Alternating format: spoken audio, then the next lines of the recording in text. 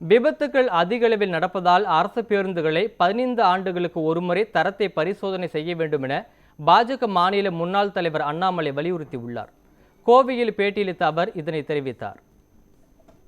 எல்லா head quarters இருக்கக்கூடிய அந்தந்த பஸ் ஸ்டாப்ல இருக்கக்கூடிய அரசு பேருந்துகளை ஆடிட் பண்ணி இன்ஸ்பெக்ட் பண்ணி தர சான்றிதழை மறுபடியும் ஒரு முறை கொடுக்கணும். குறிப்பாக 10-15 ஆண்டுகளுக்கு மேல ஒரு அரசு பேருந்து ரோட்ல இருக்குன்னா அதற்கான ரோடு வர்த்தின சர்டிபிகேட் இருக்கா அப்படிங்கறதையும் கூட பார்க்கணும்.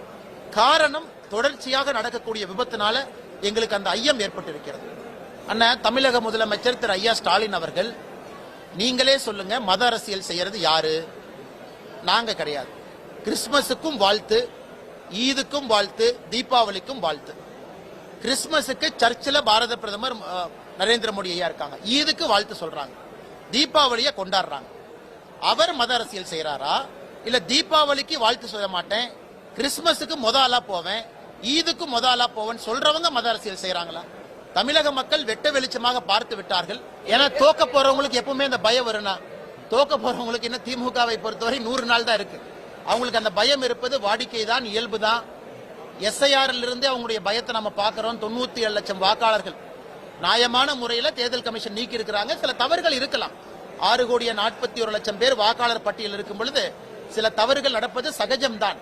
அப்படி இருக்கும் பொழுது தேர்தல் ஆணையம் முன்னின்று யாராவது 1-2 பேரு நியாயமானவர்கள் நீக்கப்பட்டிருந்தா சேர்த்திக்கணும். அது நடக்கிறது தான். 1-2 பெரிதுபடுத்தி இதை பாருங்க எப்படி ஆயிப்போச்சு, எஸ்ஐஆர் எப்படி ஆயிப்போச்சு, ஒரு பெரிய பூதத்தை கிளப்பி கொண்டிருக்கின்றார்கள். அதிலிருந்தே திராவிட முன்னேற்ற கழகத்தினுடைய தோல்வி பயம் நமக்கு தெரியுது. அவங்க இன்னும் 100 நாட்கள் ஆட்சியில் இருக்க போறாங்க, அவ்வளவுதான். கடைசி 100 நாட்கள்